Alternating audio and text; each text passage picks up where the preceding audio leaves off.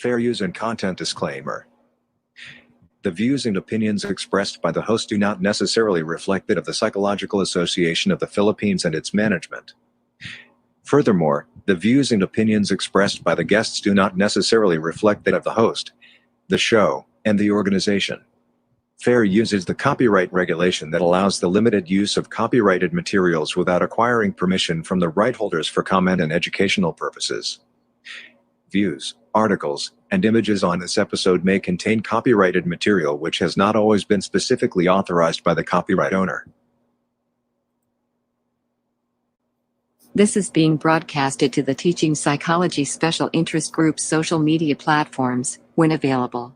If you have any questions for our guests, simply comment on this video and we will try to accommodate all your inquiries. Note that after this broadcast, we may no longer be able to answer your questions. Sit back, relax, and enjoy the show. Live from the Philippines, Dr. Ver Reyes and Professor Monique Muyargas, Chairperson and Co-Chairperson of the Teaching Psychology SIG.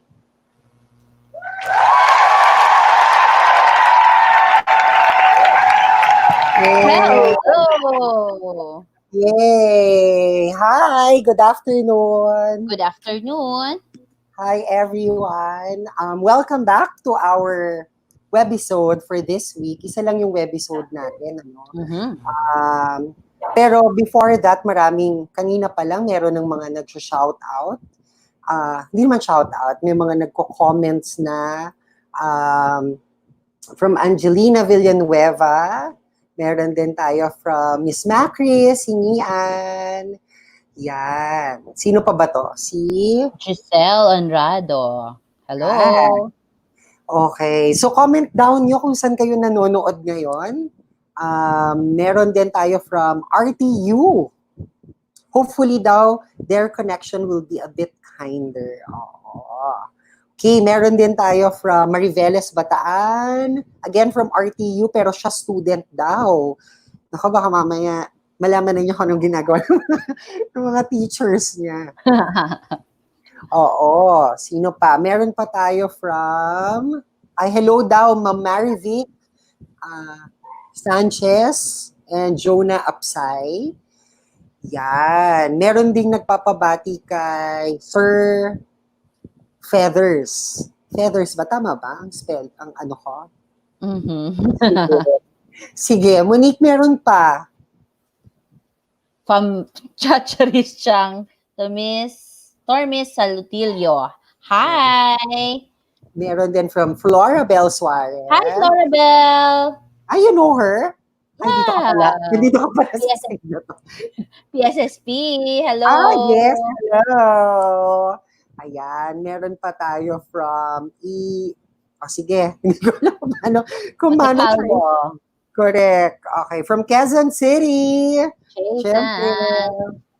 Ayan, good afternoon everyone. So maraming salamat for tuning in this afternoon. Medyo, hindi ko alam Monique kung dyan ba, sa amin umuulan kasi. So, hindi namin malakas ang ulan. So, eto na, tag-ulan na, tapos na ang summer. Ata. So, ano ba yung pag-uusapan natin today? I think important din to, no?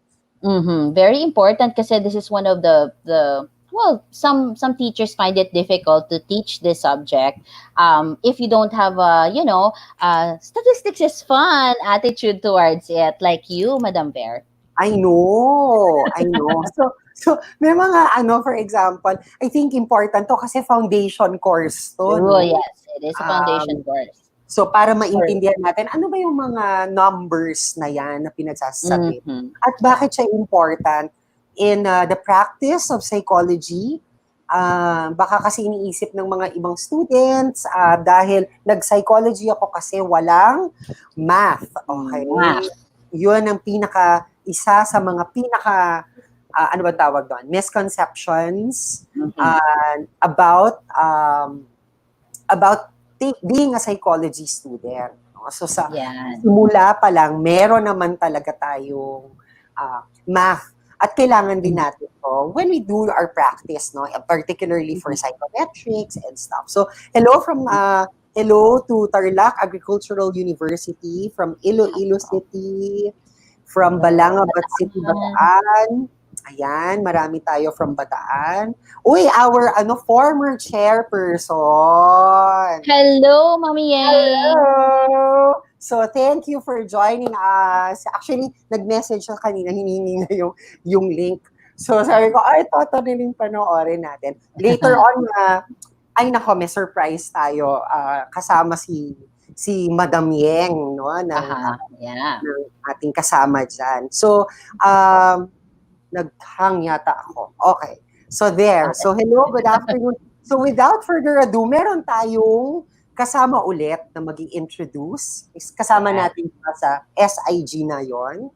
Baka gusto mo muna siyang ipakilala. Monique? Yes. Of course, this particular episode is spearheaded by the Research in Psychology Special Interest Group. Of course, the chair, Doctor na ba? Of course, Dr. Joy Calleja. Hello! Yay! Hello, hi Monique and Bear. Good afternoon. Hello. Alright, how are you, Madam Joy? Okay naman. Hindi pa umulan dito. So. Parang sunny dyan. Oo nga, actually, medyo sunny. Pero, quite cool. Parang cold yung weather kahit na sunny. So, okay naman. Hindi humid and all. So, yeah. Alright. Sige, without further ado, Ma'am Joy, Dr. Calleja Teng, pwede na nating ipakilala ang ating panauhin for this afternoon. Okay, thank you. So, good afternoon, everyone, and thank you for participating in this webinar. This activity is a partnership between PAP's Teaching Psychology and Research in Psychology special interest groups, no? So as mentioned by Ver and Monique a while ago. So this is part of a webinar series that hopes to assist teachers of research courses and thesis advisors in transitioning their classes and research mentoring activities to online learning and digital platforms. So our topic today is psychological statistics, and we know that it's the closest to a traditional math subject, no, that we have in psych. And for many, mathematics has a certain way of creating not so happy thoughts and feelings, no, in most of us. So it is quite challenging actually to teach stat in a face-to-face classroom setting, and I personally wonder how it will go in a virtual classroom. So this webinar on how to virtually teach psychological statistics aims to discuss the non-negotiable content and goals of an online psych stat class. Also, it will present resources and share techniques, practices that can be used to enrich our students' online learning. Our speaker is an instructor and a PhD candidate in psychology at the Ateneo de Manila University. He teaches experimental psych research methods and, of course, statistics. Okay, so he's interested in developing innovative research methods by constantly exploring methodological breakthrough in other fields with geospatial analysis, social networks, and other computational approaches. Math and digital. Okay, so that combination probably gave you a hint on which age group our speaker belongs to. If I'm to describe him, I would say young, loves research, smart, and super techy. Okay, so we are truly grateful to have with us this afternoon Mr. Arvin J. Boller. Good afternoon, Arvin. So, Hi, Arvin. Good afternoon. Hello po, good afternoon. Hi, Alvin. Hello. Yung from Caloocan. From Caloocan. Caloocan. Yes. Hello. Mabuhay ang Caloocan. Oo nga. A bit of trivia, no? Alam nyo, si Arvin was in my undergrad practicum class, which he made me remember during the dry run was apparently 8 years ago na. O, di ba? So, this is one of those times, when you feel old and fulfilled as a teacher. O, di ba, Arvin?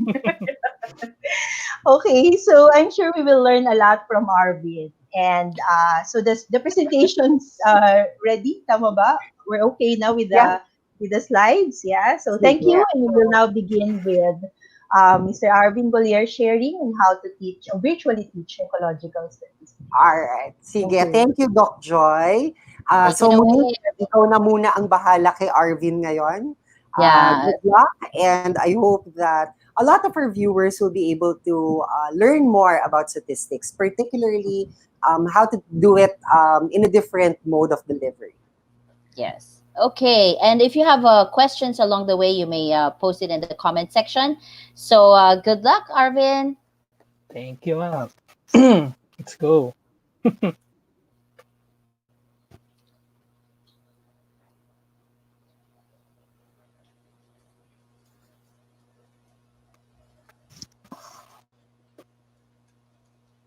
Hello. Okay. So, good afternoon, everyone. So, thank you for watching. So, this is a webinar on how to virtually teach psychological statistics. And first of all, I want to thank Ma'am Joy, Kalea, Ma'am Verdes, and Ma'am Monique for organizing this webinar.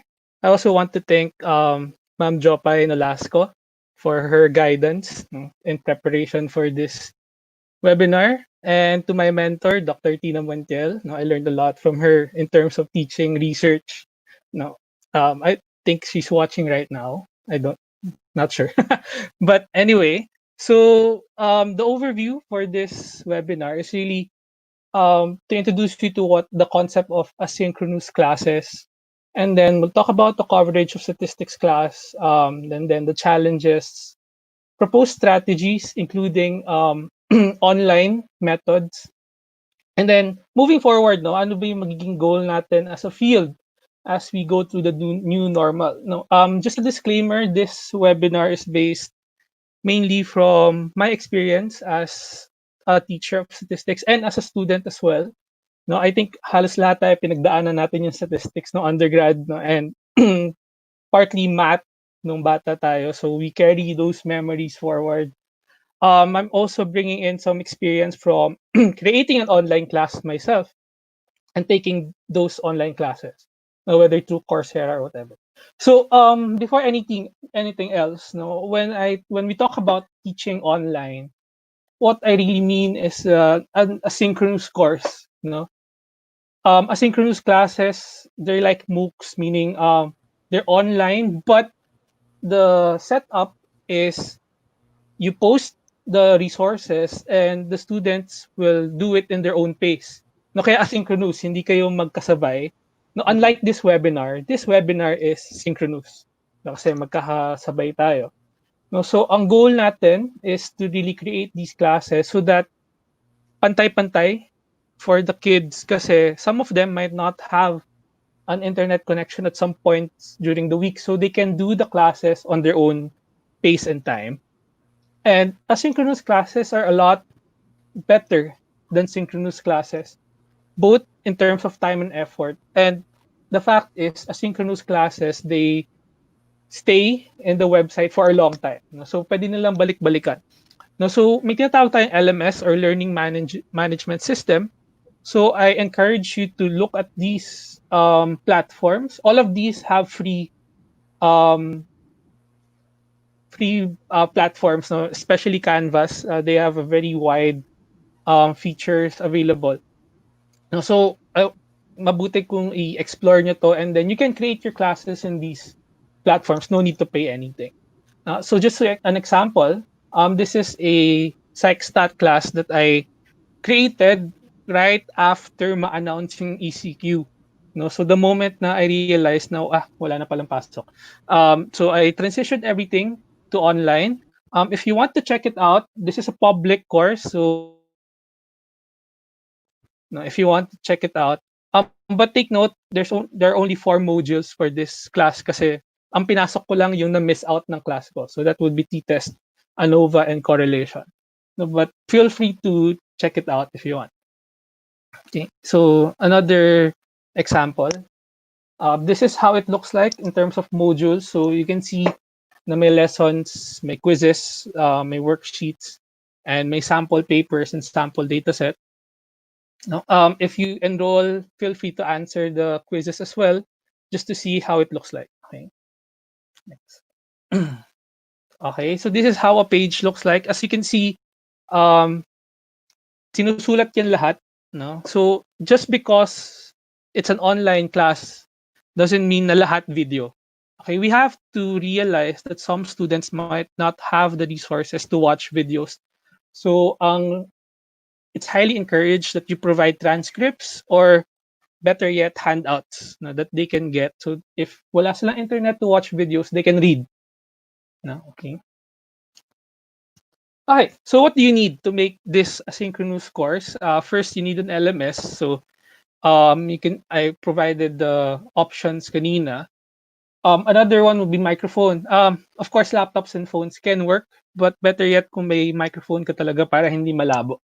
No? And then a screen capture program. So ang screen capture program, it means na it allows you to capture what you're seeing in your computer. Now, for example, may PowerPoint ka and then you're narrating it. So makaka-capture niya yung PowerPoint, hindi yung mukha mo. Okay? So a screen capture program is very important, especially if you're making tutorials for statistics, no, for SPSS or whatever. Kasi they need to see what you're doing, not your face. Okay? And then an equation writer, meaning one of the challenges kasi of transitioning statistics to a virtual setup is that mahirap isulat yung equations, no? Please do not do the parentheses SQRT parentheses, no? Kasi hindi maintindihan ng students. So I posted here a link of a LaTeX version of an equation editor. It takes a while to learn, but it's very useful. It's free as well. No? So, and I also highly encourage that you make your own equations. You write your own equations because it allows you to remember them as well. Now, a Google Drive where you can post your videos, kasi you cannot directly post a video to a LMS platform within a certain module. You need to embed it. No? So, kailangan better kung meron kang repository muna, like a Google Drive, and then use the embed option there para malagay mo siya dun sa page. And then lastly, of course, sample datasets and sample articles. These are very important for the students kasi my goal for a statistics class, especially for an asynchronous one, is that you give the students the freedom and the option to play around, okay, to read, to check out the data sets. Okay.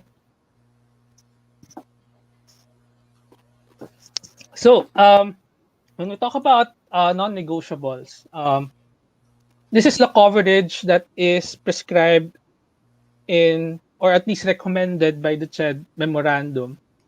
But most statistics books would have these non-negotiables. No?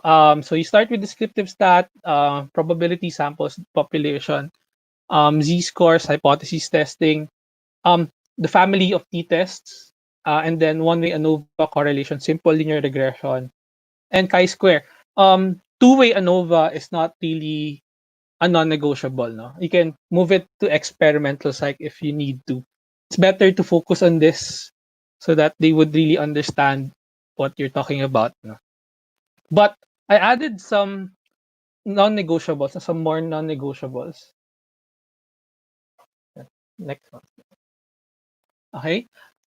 Particularly the research process. Now, some programs kasi they put this in experimental psych, but from my experience of teaching expe and stat, expe is a bit too late. Okay.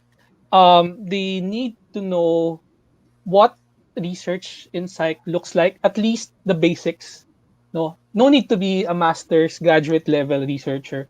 But some students, actually most students, they don't even know what a research article is. Okay? Kasi alam nila article, but a magazine article, a Wikipedia article, but the notion of a journal article is not really something that high school teaches. Okay, so we want to introduce these to the students. What are journals? What are articles? And what is the structure of publication? I'm not saying that we're gonna publish their papers, just that so that they can familiarize ano ba yung nangyayari sa field. They need to be familiar with the field of psychology.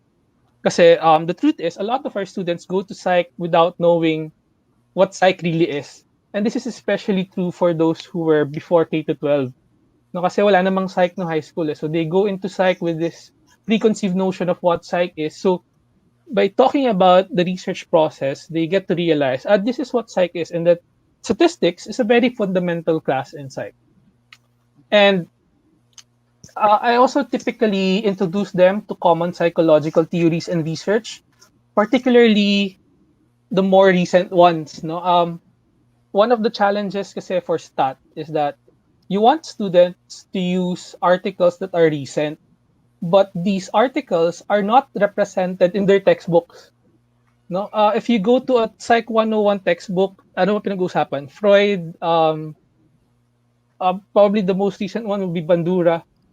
So these are classics, and merong detached siya from the realities of research classes, which is based on more recent findings. So usually I give them ideas, ano ba yung mga theories that are usually used in research, like social identity theory, ecological systems theory.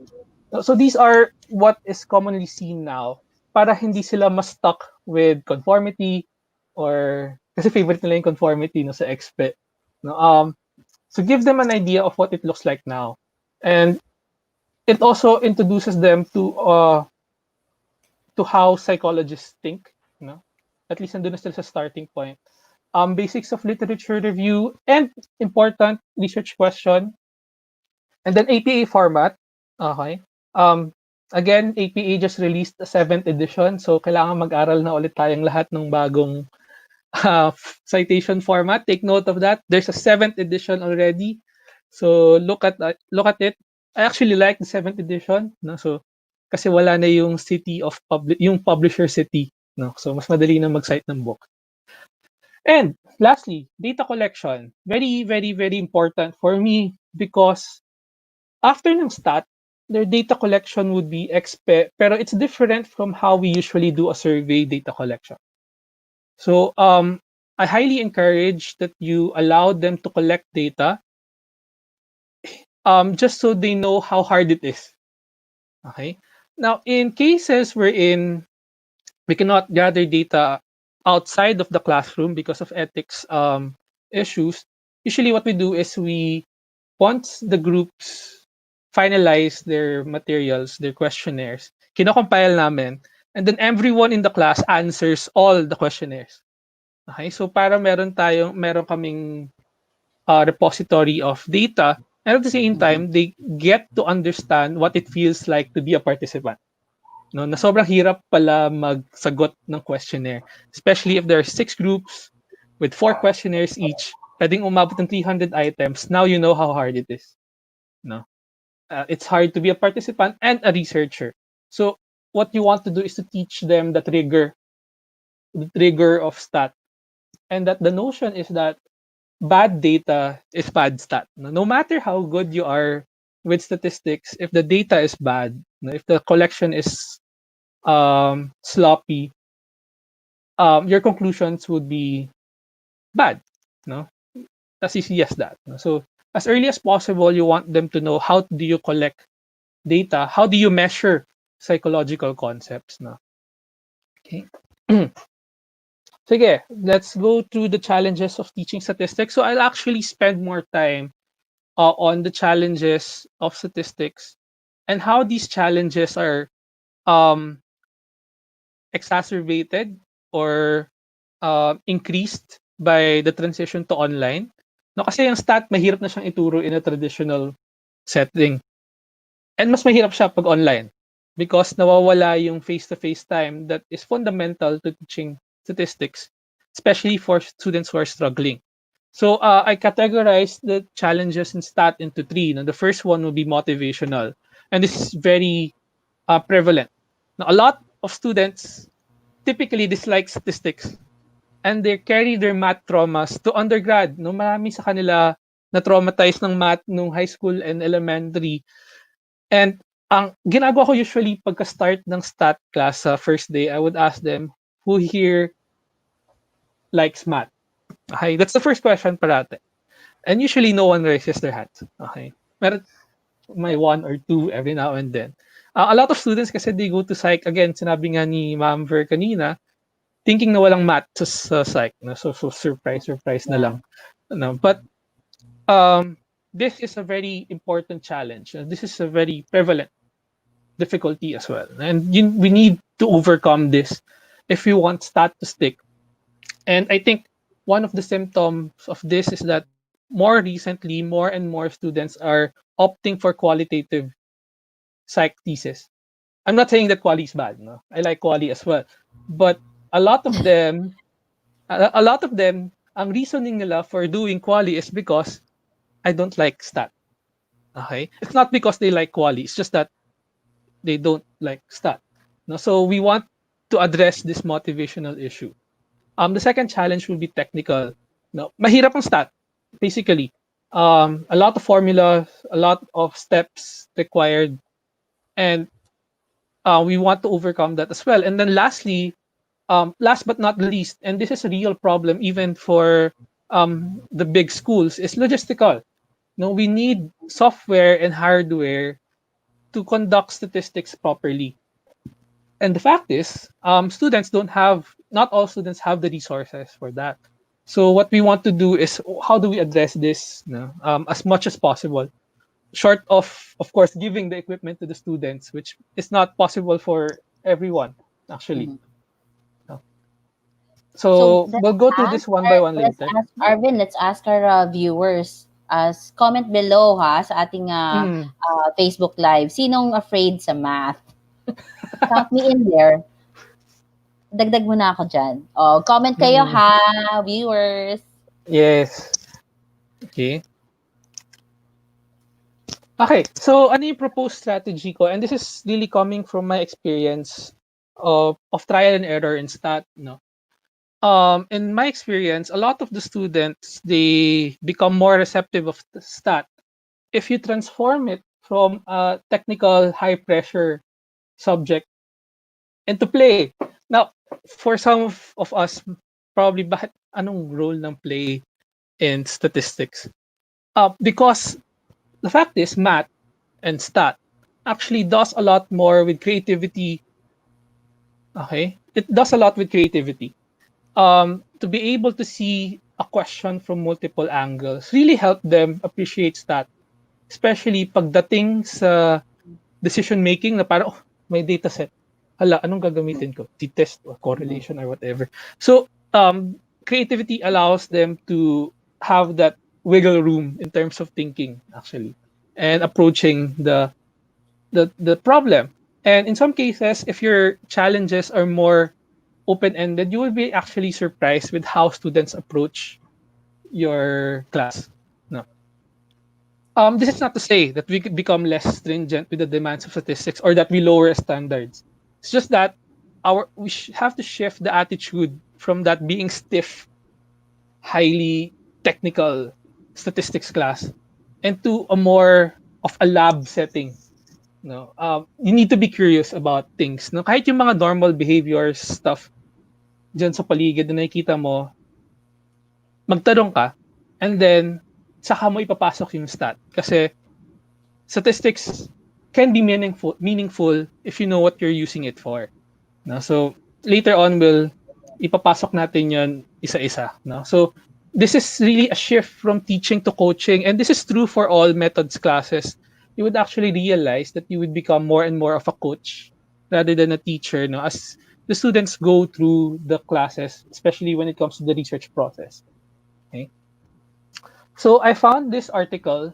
I remember this article. I read it a few years ago, and it says that, so you can see the link at the bottom. It's a public article. It says that 5-year-olds can learn calculus. Okay. And when I read this title, parang how? Like, nung 5-year-old ako, I don't know if I can do math. But Me so I even got worse. intrigued. No? So I read it and actually makes sense. No, of course we're not teaching 5-year-olds. We're not teaching 5-year-olds. We're teaching people who are 15, 16 years older than them. But next slide, ma'am. So when I read the article, I actually can see uh, um, a correspondence with the experiences of our students. It says here that the sequence of teaching math is really a historical accident, and it strips much from what is described as playful universe of mathematics.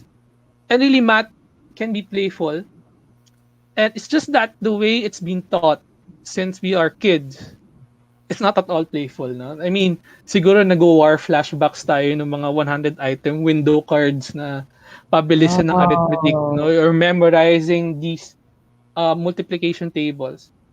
Um, this made math into something like a robotic uh, class. When it should not be that way. What we want to create is a class that has an attitude towards statistics that is more of a playful uh, approach. No, so next, mama. So we don't want them to have this trauma. Okay, so hinimay ko yung challenges. So these are three challenges: motivational, technical, logistical. So traditionally, we already have challenges. Pag pinasok ko pa si online, it becomes even harder. No, because, for example, students do not really like statistics. Tas ngayon, ilalagay mo pa sa online, suddenly, paano mo na sila i-motivate if you're not there? Okay? In some students kasi, they get motivated because they have to. But now that they're left on their own, how can we motivate them? And then, of course, we cannot focus on students anymore because we are not there. Okay? So I proposed specific solutions for these three challenges. So we'll talk about them as we go along. I also try to provide concrete examples of how you can do it online. Okay? Para mas klaro. No? Okay. Okay, so when you talk about motivational challenges, again, students do not like statistics. Even profs do not like statistics. No, a lot of teachers Out. really do not like statistics. Even if they have to teach it. No, of course, professionalism and the cases for us teachers. No, and more than not liking it, a lot of people are afraid of it, anxious, no? Or worse, totally disinterested, no? Apathetic na lang, na wala na silang pake kung ano mangyari sa class. And I've seen cases of that. And how can we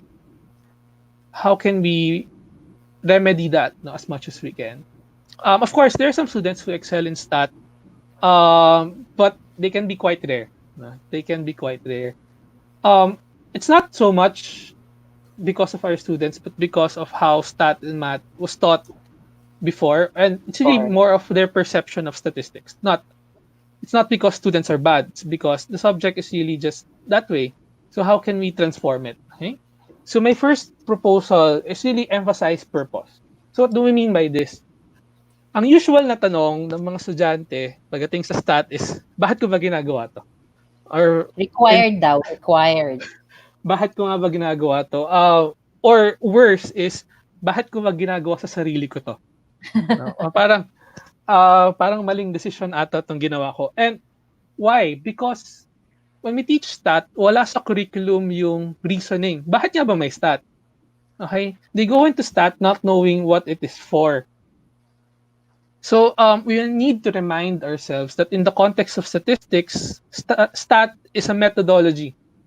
It's not the end class. No? It serves a purpose, which is to answer our research question.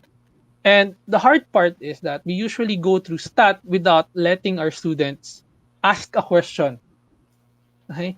They need to know a question first. And that question should come from them. Okay? That's what I realized. No? We usually force questions into the student. We give them data sets na parang auto data set. O hanapin mo yung T-score. And they don't know Bakit? Para saan? Okay? So, it is important that they learn and reflect on the aspects of psychology that they want to study. Okay?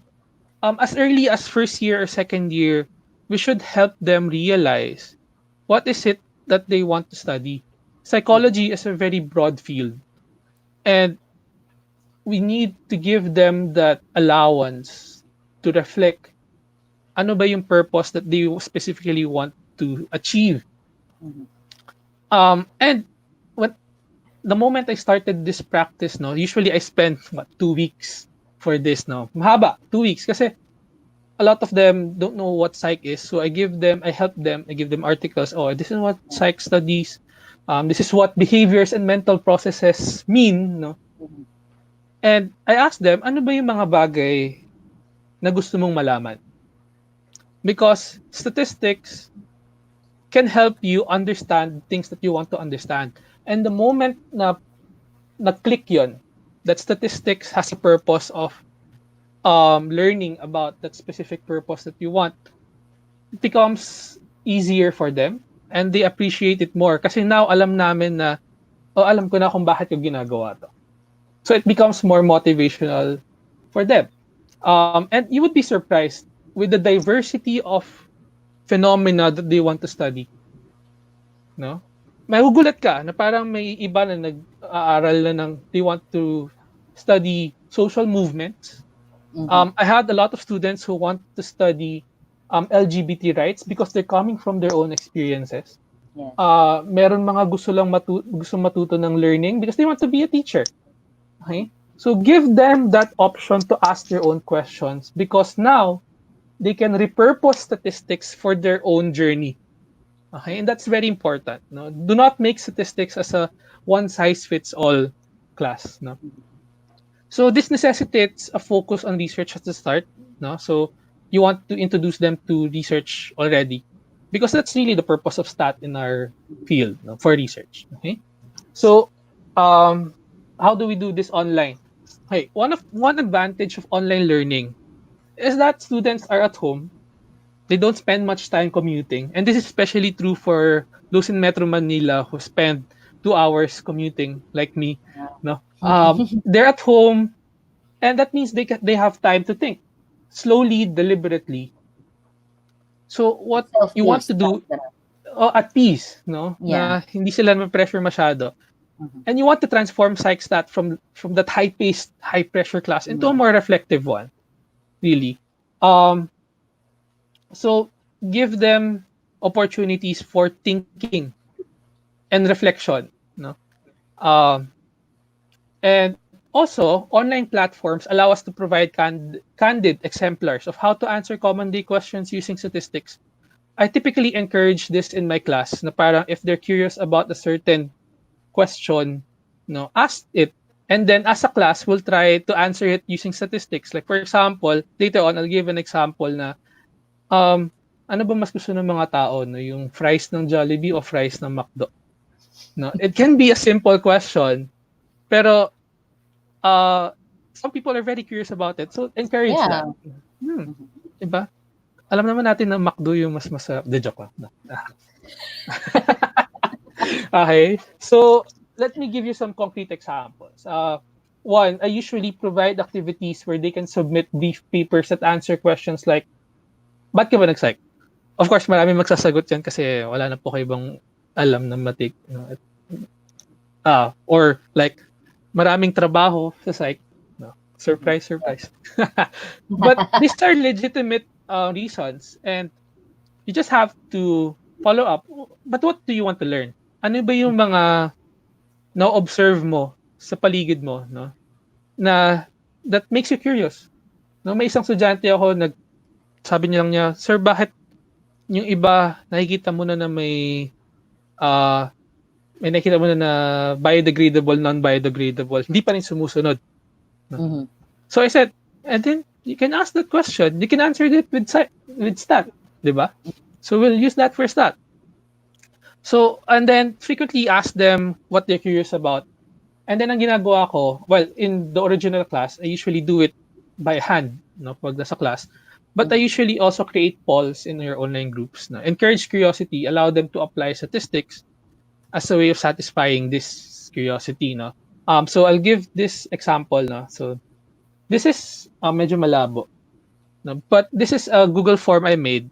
And really, what we wanted, some of my students were curious na meron bang napipredict ba ng geographical location kung saan ka lumaki or kung saan ka nakatira so sa preference mo ng restaurant. Sabi ko, I don't know.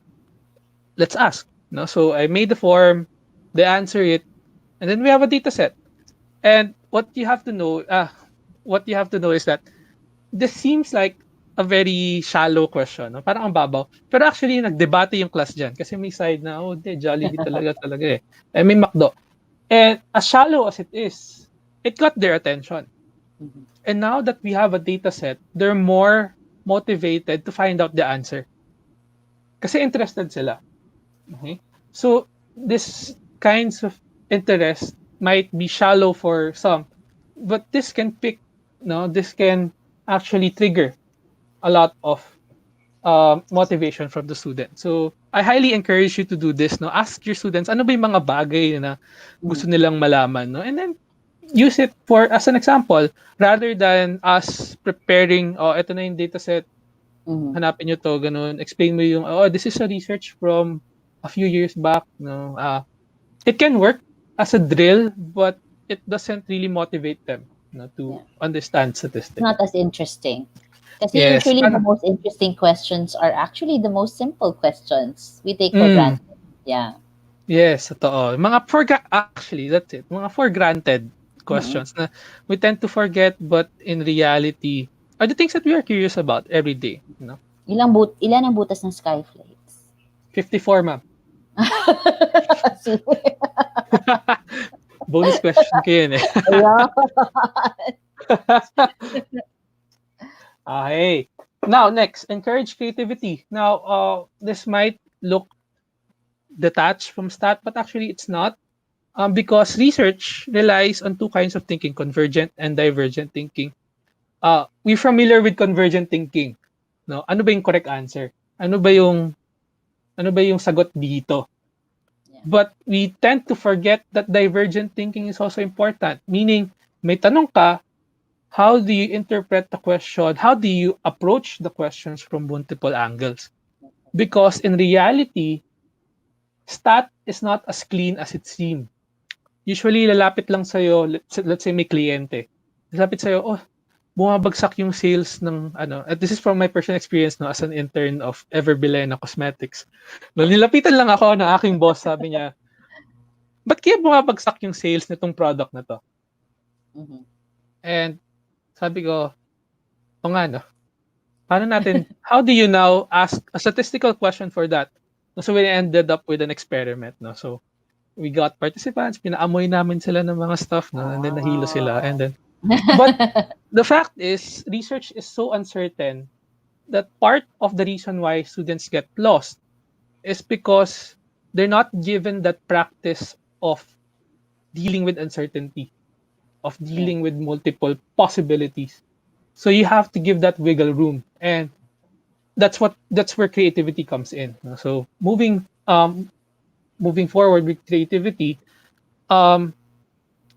it also facilitates the application of statistics into the real world. And this is, again, one of the problems motivationally, kasi they cannot see why we should do statistics.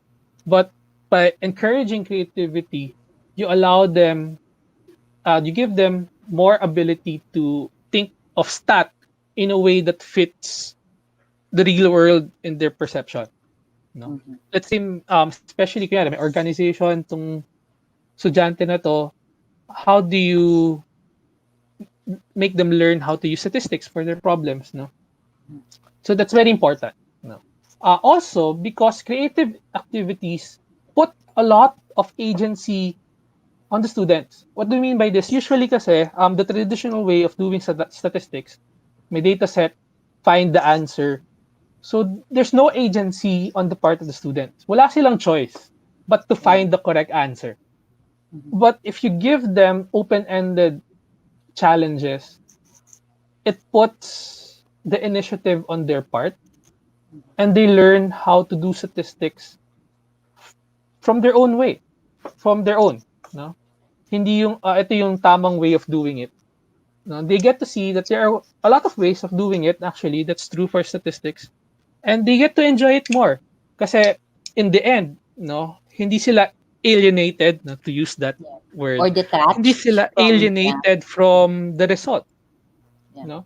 Because a lot of the output that they put out is based on their effort. Okay? So how do we do this online? Another advantage of online platforms is that the initiative lies with the student. So this might be a negative at first. Na parang, kasi if we assume that students are lazy, na parang wala silang gagawin, it looks like a negative. But what you want to do is to harness this. In this case, you want to provide activities where they can explore. Okay? Tackle their topics of interest from multiple angles. No? Hindi yung basta ito lang yung tama. Okay? Give them a lot of open-ended learning. No? Also, allow for peer review and inter-student communication kasi that also allows them to inspire each other. And this is very important. No? From my experience, when we do lab work, usually kasi people can talk, people can move around. Medyo lax ako sa lab eh. And when they're doing their own thing, sabi ko, sige, go ahead. You can talk with each other. And you will be surprised that magkakaroon ka ng mga groups of people that are talking about similar topics na parang, oh, I found this article, no? Nabasa ko siya kahapon, pero hindi ko siya magamit, pero parang bagay ito dun sa ginagawa mo. So now, you're creating a community that allows them to inspire each other. And they motivate each other, no? Okay? So, wag kayo masyadong stiff pag stat, no? Don't be scary.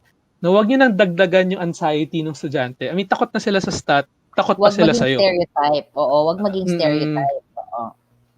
Okay? Balik rin natin yung stat, no?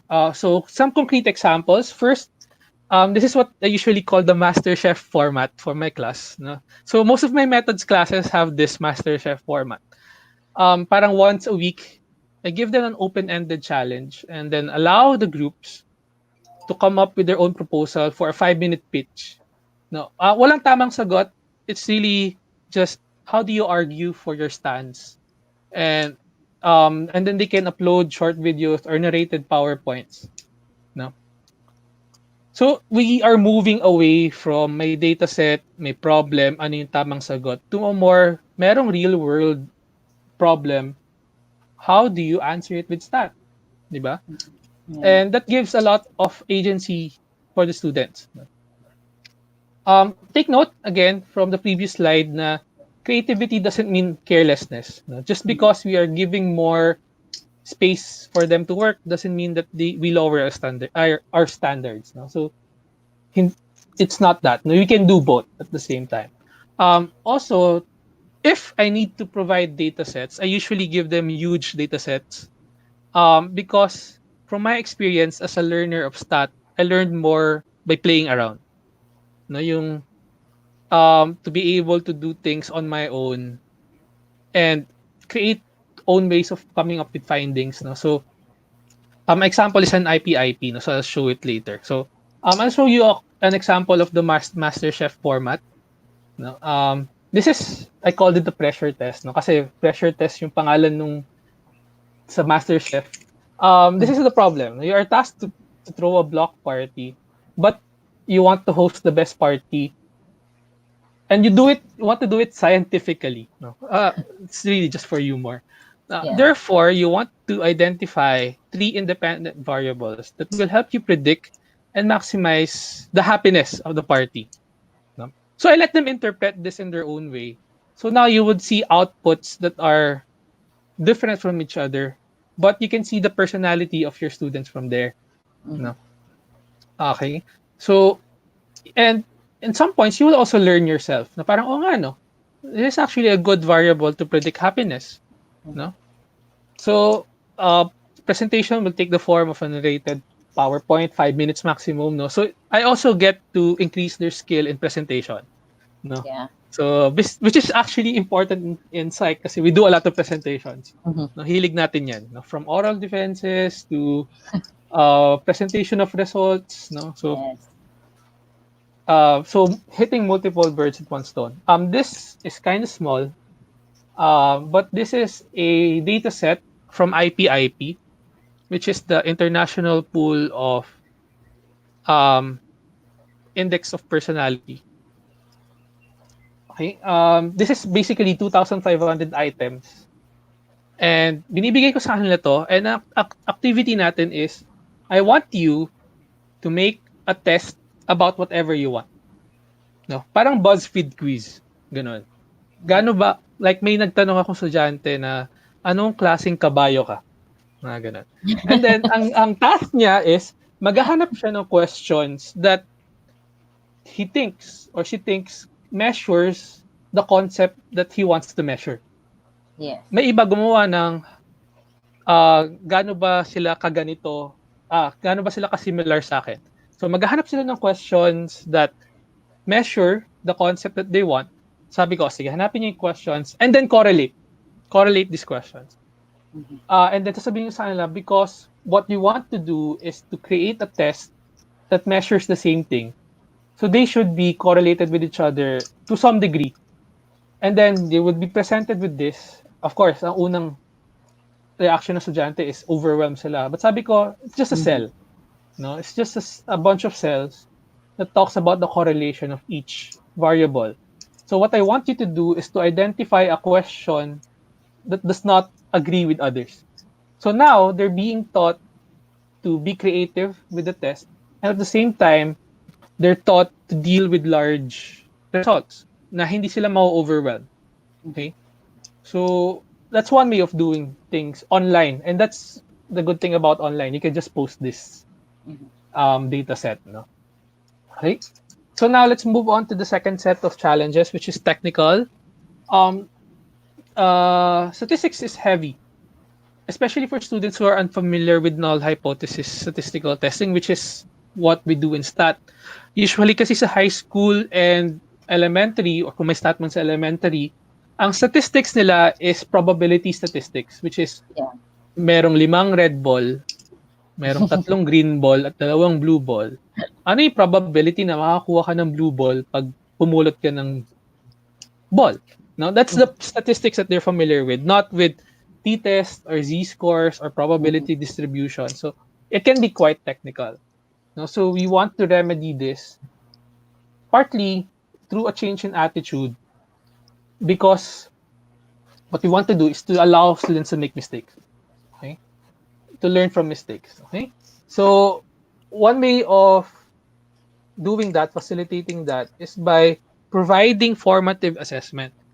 Of course, this is not just limited to online, but the online platform actually excels with formative assessment. Because, again, a challenge in statistics is that pag takot yung estudyante, they tend to get paralyzed. Pag nakita nila yung formula, their brain just stops. It just stops. So, the first challenge is really to remove that fear and anxiety, to familiarize them with the process. No?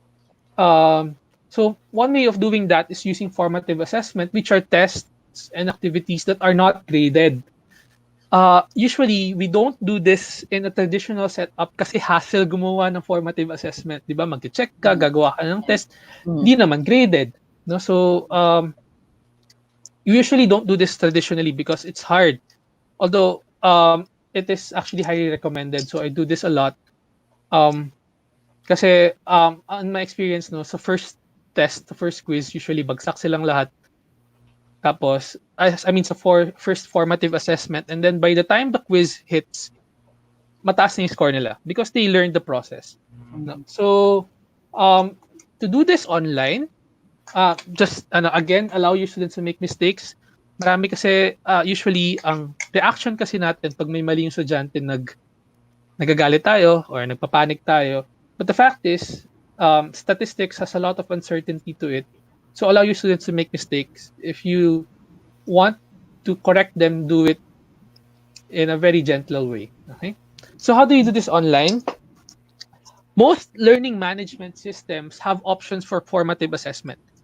As in, pag gumawa ka ng quiz, you have the option there na tatanungin ka, is this graded or not? So, gagawin mo, not graded.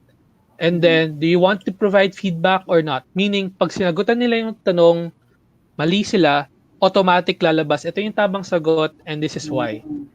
Okay? So, it's easier now to do formative assessments online because you have the option to do it. And you have the option to allow the student to take it over and over again. No? So, pwede silang pabalik-balik na hanggang sa magets nila. Okay? So, what you want to do is to provide that kind of formative assessment. So, by the time the quiz hits, wala na yung anxiety. No? Or better yet, muscle memory na. No? So, para siyang practice in a sense, familiarizing with the pressure. No? For computer analysis, I usually provide a data set. No? Yung typical way of doing it. Ask for specific values and then let them work on it. No? Kung mali or tama. No? Some students, of course, will approach na can we look at the output and then I just give them. No? Okay. Okay, so some data sets you can use. Dr. Bernardo last week already talked about the APA data sets. A favorite of mine is the IPIP. No? Again, it's around 2,500 questions. Ang goal kasi ng IPIP is just to create a huge repository of data. So if you want to create a test, you just grab items from that. Pwede ka na mag-psychometric testing. Hindi ka na mag-data gathering. Kasi nandun na yung data. But to get access to the data, you need to answer the test. No? So be prepared with 2,500 items. But it's also good practice for students. No? This is how it looks like. Siguro medyo magtutuyot yung utak nila kasi it takes around 4 to 8, somewhere around 5 to 8 hours to answer. Wow. But it's at one time. You cannot like pause it and then, go for a coffee break and then come back to it, no? Or it's just... iwan nyo lang yung website. No? Okay. Balik na lang kayo. Okay. Pero it's good practice na rin for students, especially those who want to specialize in personality and yung gusto mag-psychometrician when they get bombarded with these questions. No? So, but again, what I said kanina, you also want to create data sets to your class. No? Ask questions so that they are attached to the research question. No? Kasi pag data sets lang, usually, hindi sila familiar with the research question and they just end up being passive learners. Okay? Of course, not limited to online setup, give frequent and useful feedback. Of course, even in traditional, it is important. But the thing is, if we shift to a more exploratory type of approach and more trial and error, the more you need to give feedback. No?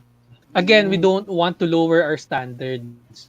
But if a student does this and you think na it's not really correct, no, you want to give them feedback. This is particularly true with the obsession with p-values. Indirectly, students learn from us to get obsessed with p-values. They shouldn't. Okay? No one shouldn't be obsessed with p-values. P-values are arbitrary. No, si Fisher lang nagsabi na 0.05. No. And a lot of fields outside of psychology is now criticizing our field because we're obsessed with p-values. No. And this is also at the heart of the replication crisis. No, kasi since we're very dependent on p-values, pag hindi na replicate yung p-values, suddenly nagpapanik lahat ng tao. No? So they emphasize p-values, emphasize more on the process and effect sizes. No? So you need to give those as feedback kasi you need to prevent them from developing that habit na parang pag nakakita sila ng less than 0.01, biglang bumubukas yung langit for them. That's not the case. Okay? Okay, so that they can realign if needed. Okay, so the good thing is that online, most LMS allow you to attach feedback. And the good thing about this is that they can refer to this feedback over and over again. No, hindi nila kailangang i-record yung boses nyo or whatever kasi nandun na. It's attached to their submission. They can see it. And of course, formative assessments are automatic feedback. Kasi pag mali yung sagot nila, they automatically get ito yung tamang sagot and this is why it's wrong. No? In some cases, pag may group work, group paper, I tell my students, can you add me to the GDocs? No. Some people would be scandalized by this kasi parang onto privacy. But the fact is, these submissions are collective effort, no? And that includes you as a teacher. No? So at least habang nangyayari yung pag-craft nila ng papel, pwede akong makapag-respond. Kung may kailangan sila, kung stuck sila in some cases. Kasi pag at the end of submission na lang, parang biglang may ganun palang problema, hindi mo alam. No? So, you want to be there as well. Okay? And then last, LMS, Learning Management Systems, allow this, peer review. Meaning, pag nag-submit sa student, automatically ma-assign yung isang classmate niya as a peer reviewer. No? So they can also assess, they can also give feedback from their peers. And this is a good way of making them learn also to be good psychologists kasi part of our job is to respond. No? So, to be able to understand the work of others, diba? To get inspired even. Okay? So that's a good way of doing it. I'm sure at this point, marami na tayong viewers who have questions in mind. Please feel free to comment sa live feed. And I'm sure, kasi baka malimutan nyo later on, okay? And it's pretty interesting. Kahit ako, marami na akong questions eh. Okay, you can go ahead, Arvin. Hey, thanks. So last set of challenges, no? So this is logistical, and this is probably the hardest one to answer right now. Again, classes rely on software and hardware. Hardware, wala tayong magagawa dyan, no? Short of giving students devices. But some of our students don't have access to computers, and more don't have access to software. Okay, so how do we answer this? Okay, straightforward. Focus on hand calculations. Really, even if the students have the resources, they need to learn hand calculation because SPSS and other programs, if you're too dependent on it, you can do it without understanding statistics. Diba? Kung alam mo yung step by step na click this, click that, click next. Yeah. Magagawa mo siya. Pero once you ask them, what does it mean? What's the mechanism of arriving to that answer? They get paralyzed. Kasi masyado sila naging dependent to SPSS. And in my classes, I limit the use of SPSS if we're dealing with big data sets. Otherwise, we don't really focus on SPSS. Okay? You want them to see SPSS only as a tool of convenience, not as a replacement for knowledge of statistics. Okay? So, if you have a lot of students who do not have access to computers, I would suggest let go of SPSS altogether. Okay, altogether. But when I talk about hand calculation, that doesn't mean you make them memorize the formula, okay? That's probably one of the worst parts of statistics. That's one of the worst things you can do to a student, to make them memorize the formula. I don't see any practical reasons for it, for memorizing the formula. Maybe, onting bragging rights na, memorize ko yung formula ng t-test. But otherwise, in this day and age where you can look up everything, memorizing the formula only takes away cognitive resources from topics that might be more useful for them. No? So usually, pag classes ko, I just give them, magdala na lang kayo ng cards that contain the formula. Just write the formula so that you can refer to it. At the end of the day, if they don't understand the statistics, kahit meron silang formula card, they won't be able to They use will it be able anyway. to explain, yeah. Mm. So, but again, online kasi since wala ka sa tabi nila, you cannot be there to ito yung step 1, step 2. Mhm. Ang ginagawa ko is, it's either I take a video of myself, of doing the hand calculation, or if you cannot do this, there are a lot of YouTube videos that actually show people answering Doing stats the problems hand, yeah. with the hand. Okay? Mhm. As in, binivideo nila yung papel nila tsaka yung kamay nila. Ito yung step 1, do this, do this, do this, do this. Yeah. And it's actually very useful. Okay? So, I'll show you sa next slide ata. No? Oh, ito, nag-search ako. Ano ba? Hand calculation. Yaki, di ba? Nandiyan na. Okay? And a lot of these videos are actually very helpful. Siguro, in terms of attitude, don't be afraid to refer to online resources. That's the advantage of online. No, nandiyan na yan lahat. In some cases, you don't need to reinvent the wheel. Mas magiging useful pa to sa students mo if you actually use videos that are well built. No, let go of the pride na parang Yeah. Na ikaw lang yung owner like, ng ganung oo. college. Oh. Okay. So I think it's partly humility as well na some people might explain it better than you. So I don't see any problem referring to those. No, of course, proper credit. But in terms of videos, I use as many as I can. No. Okay. So another way of, well, an answer to the software problem is look for an alternative to SPSS.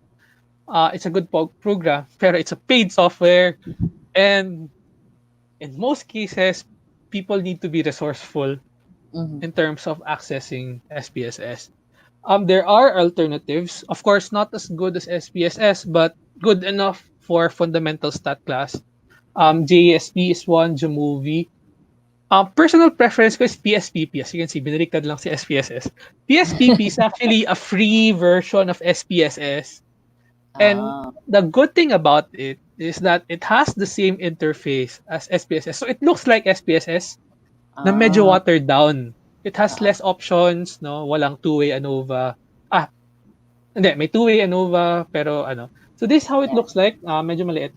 But anyway, as you can see sa analyze, these are all the options included. No, hindi lahat, but it's It's actually good enough enough. for Yeah, it's good enough. Fundastat. And the good thing is that it has the same variable view, data view. It has the same columns and rows. So kung magta-transition man kayo sa SPSS in the future, once the physical classes go back, hindi sila mahirapan.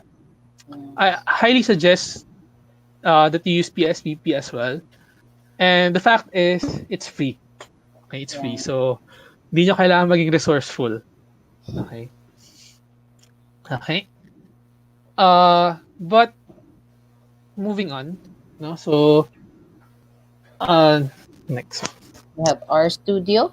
Okay. Meron pa our studio. Yung R Studio. Now, let's go to our studio. My proposal is, at least for previous slide, ma'am. My proposal is that we actually move away from point-and-click statistical software like SPSS. Because often open source software like R facilitates online learning because, well, one, they can download this software at home, and that R kasi is syntax-based, meaning kinocode mo yung equations. So a student cannot do a statistical analysis if they don't understand the equation. So in terms of learning stat, it's actually more helpful that way kasi pag SPSS at some point nagiging brain dead na lang na click. No? And particularly, R is at the forefront of statistics. Most fields are now moving to R or Python as a mode of doing stat. Actually, they look down on psych kasi dependent case sa SPSS. No, you're not true statisticians. Okay? So of course, there's a lot of issues in terms of capacity building, but I think R should be the way forward. R is the way forward. Okay?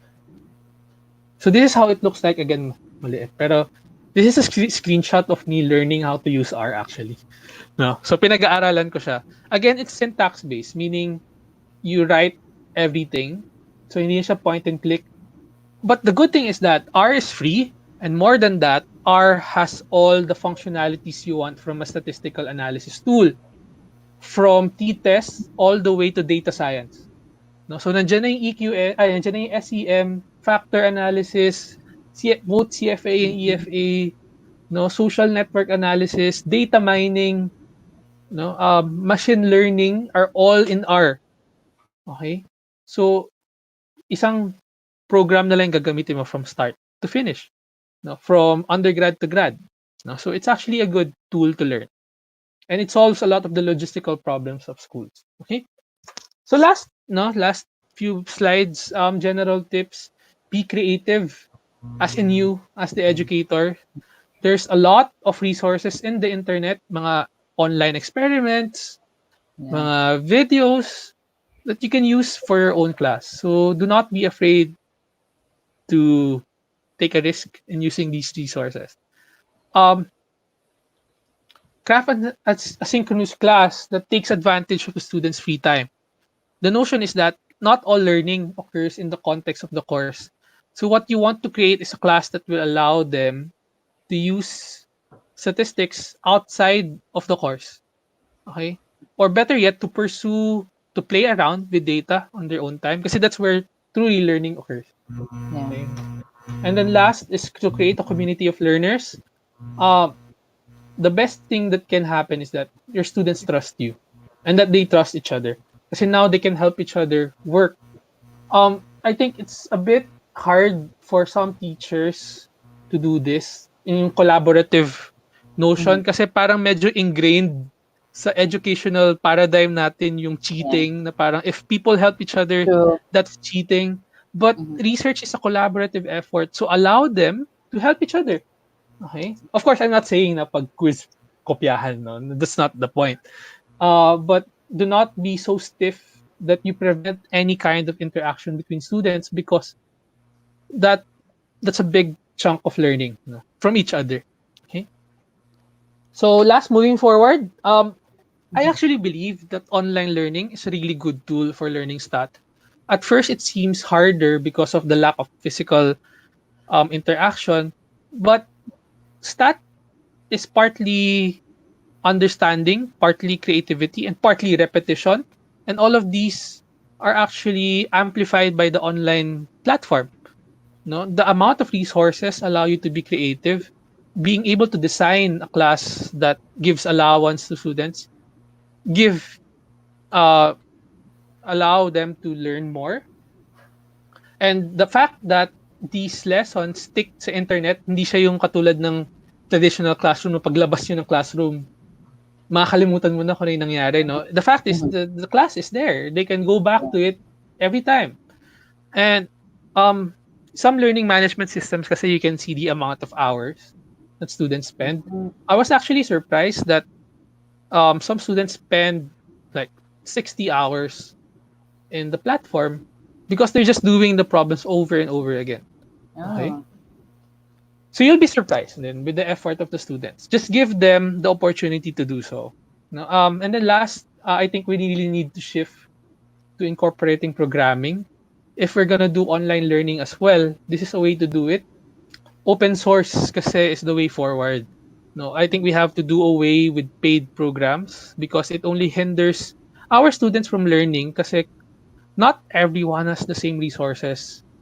No, so open source, open data are all the possibilities ahead. So I think that's the last slide. Yeah. Okay. That's it. Okay. Thank you, Arvin. Thank That was you. very, very insightful. I learned a lot from you in in an hour, compared to that of my high school teachers. Joke. Just kidding.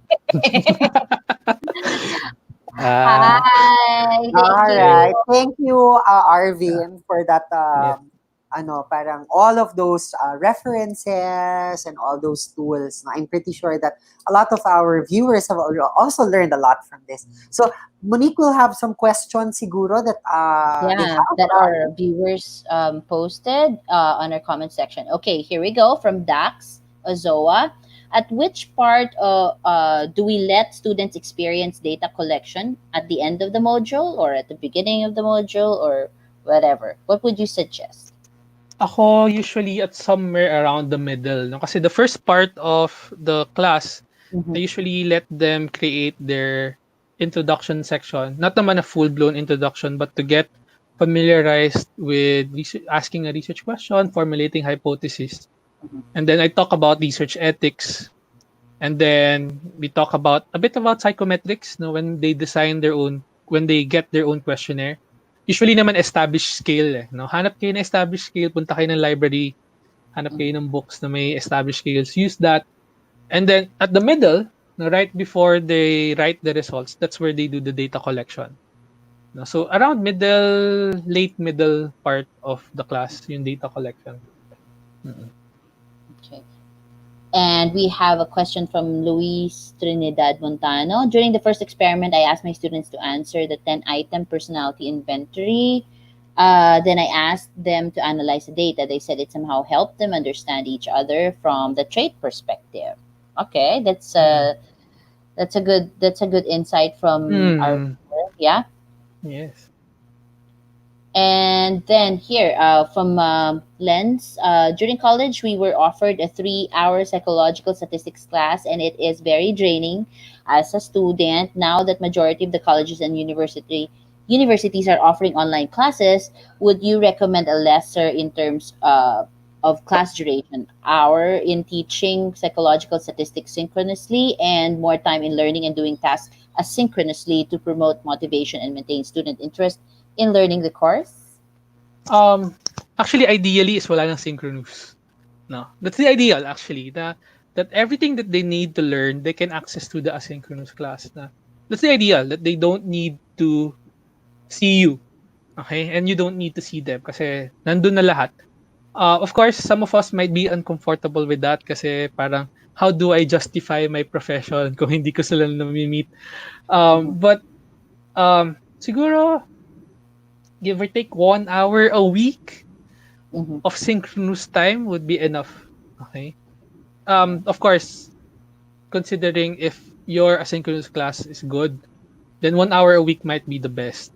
No? mhm, Usually, what you want to do is to design a module na per week, and then may estimated ka na amount of hours that they need to use that module in order to learn the outcome that you want.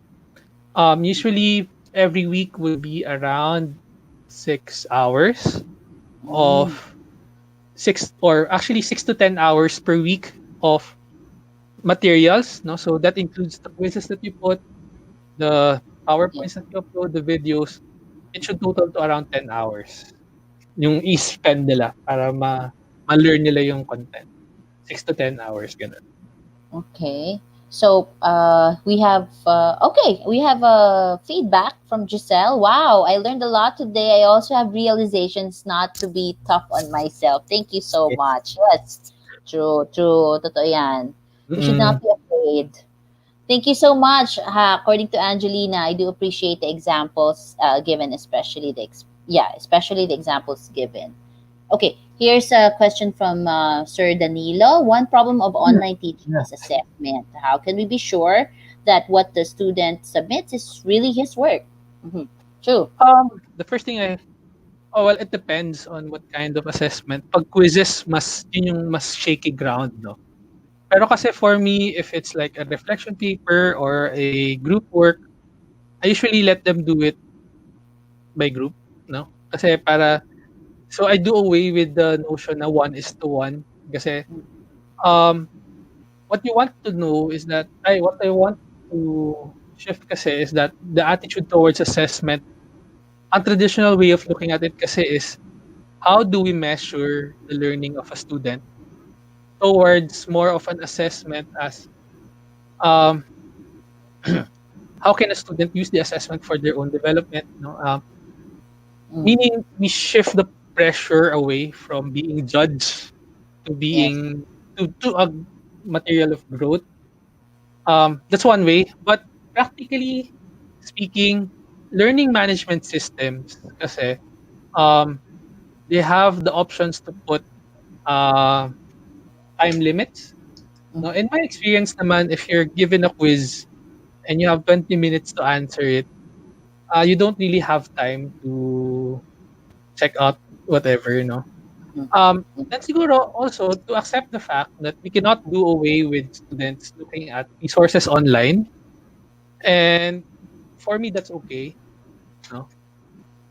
That's still part of learning. So, siguro wag lang tayo maging masyadong stiff with assessment, especially online. No?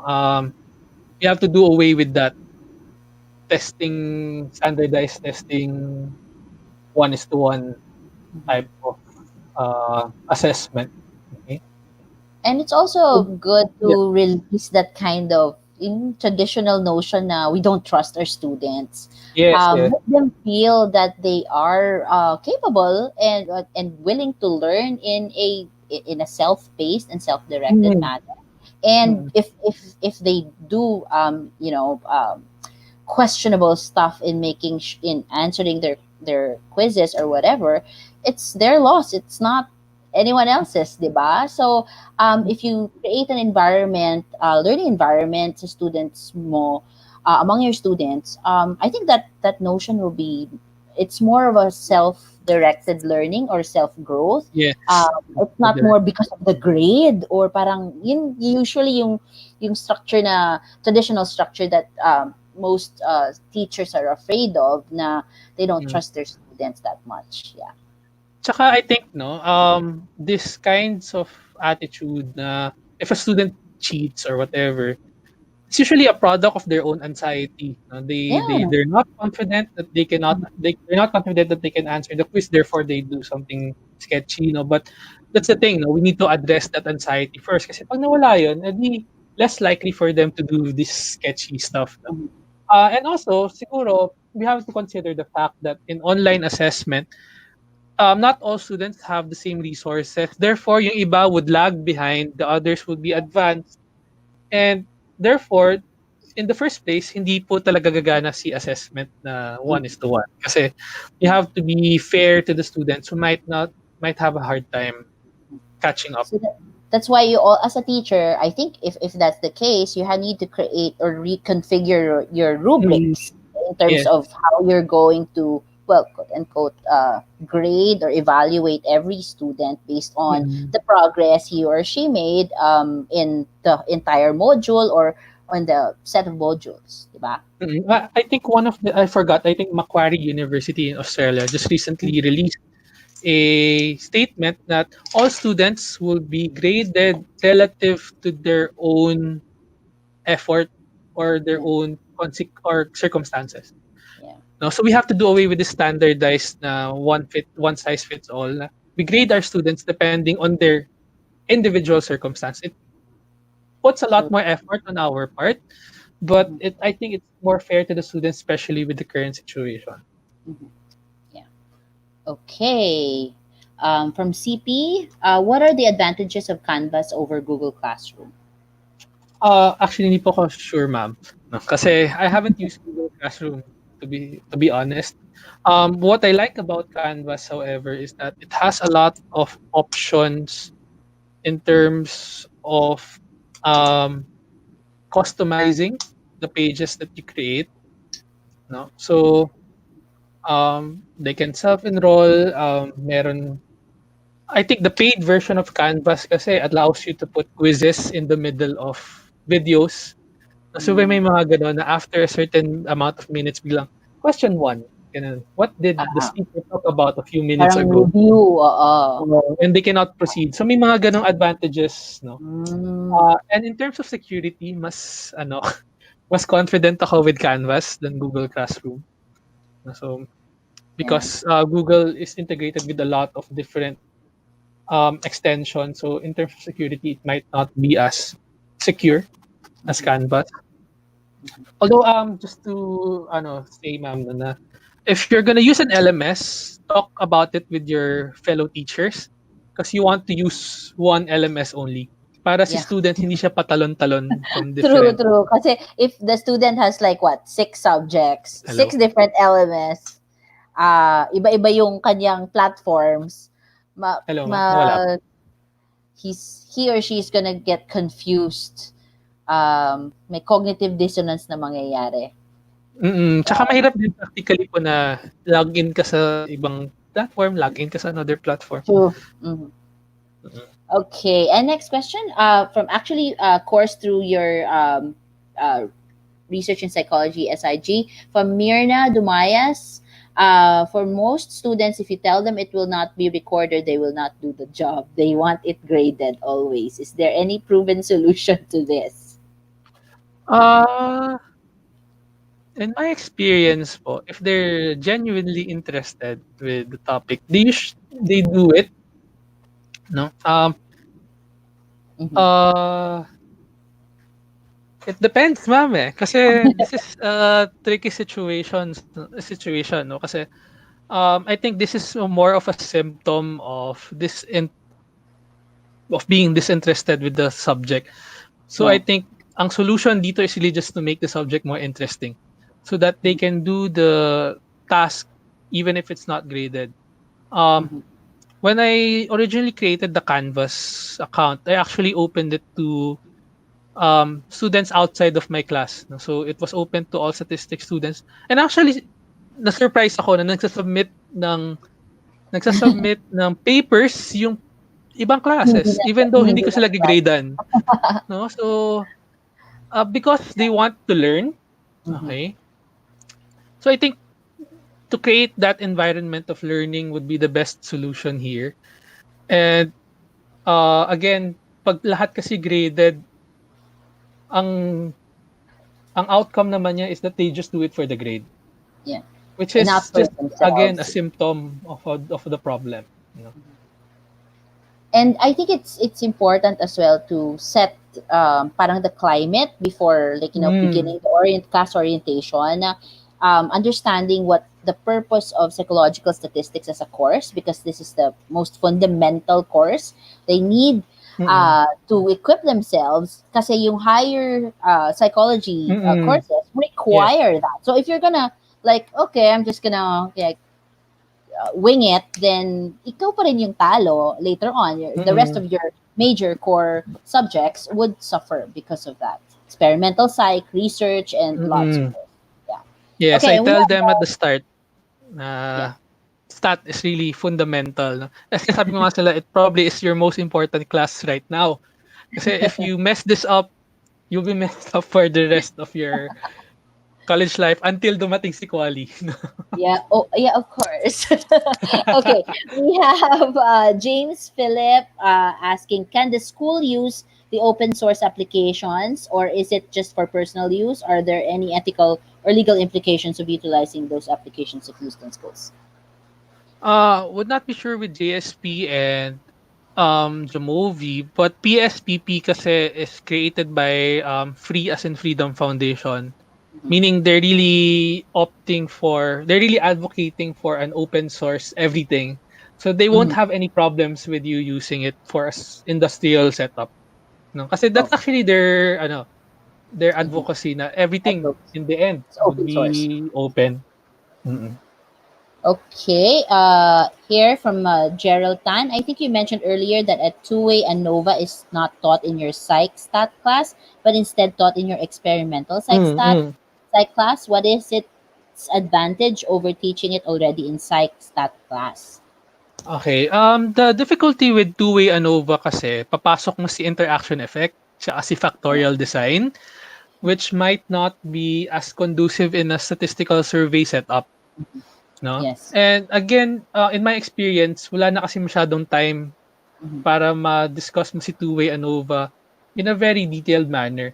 Yeah. And I think it fits more with the Mhm. experimental setup, no, with two IVs, and then you But do there's no harm in explaining, just scratching the yes, surface, no? Kasi usually yes. towards the end na yan eh. So, Mm-mm. yeah, you're right, Arvin, medyo cut, perong strapped with time yung Yes. teacher. Quantity yung kina-cover ng yung topics kailangan ma-cover. So what usually expert teachers do is have a good explanation time or period for the two-way ANOVA, kasi it takes a lot of but it's okay to explain what is it about, yung pinaka basic lang, but not go through the drills and stuff, because it's too complicated for psych stat.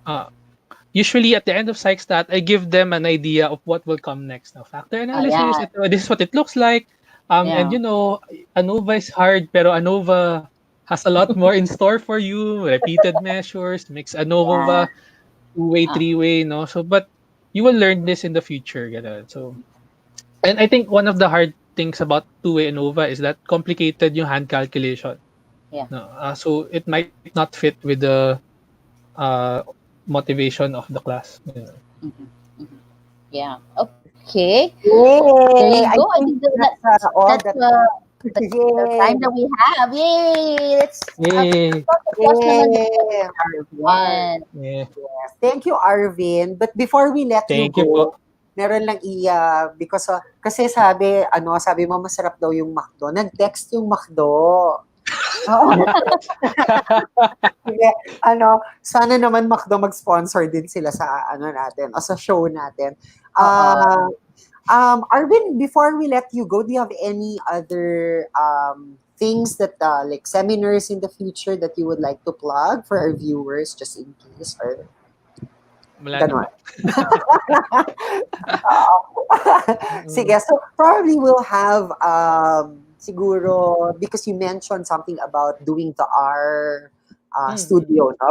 Perhaps the SIG, both SIG for research and teaching, can offer workshops, because since we are also advocating din naman free freeware, no? So the other schools can also do that. Yay, thank you. But before we let you go, meron lang mga babasahin ng konti pa. Si Monique. Sige, Monique, ano pa ba yung mga naka-line up As natin? usual, we have a lot of things you are going to put your schedule on. The next we have is how to teach LGBT psychology. I think that's it. Yes. Okay. That's on June 15. That's a Monday, same time, 2 p.m. Of course, in partnership and spearheaded by the LGBT Psychology SIG of PAP. And there we have, next is on June 19th. That's a Friday, teaching field methods online by Dr. Mira Ofreneo of Ateneo de Manila University. Mark your calendars for that. And then what else do we have? And yes, we have Teaching Psikolohiyang Pilipino online, spearheaded by PSSP, or Pambansang Samahan sa Psikolohiyang Pilipino. That will be on June 17th. That's a Wednesday, same time, 2 p.m. with Professor Jay Yakat of UP Diliman. There's no registration needed. Yeah, you just have to log into our accounts, on our social media accounts, and then you would be able to see that. So just to make it clear, on Monday, we will have LGBT psychology. This is in partnership with LGBT Psychology SIG. And then we'll have Psikolohiyang Pilipino, which is on June 17.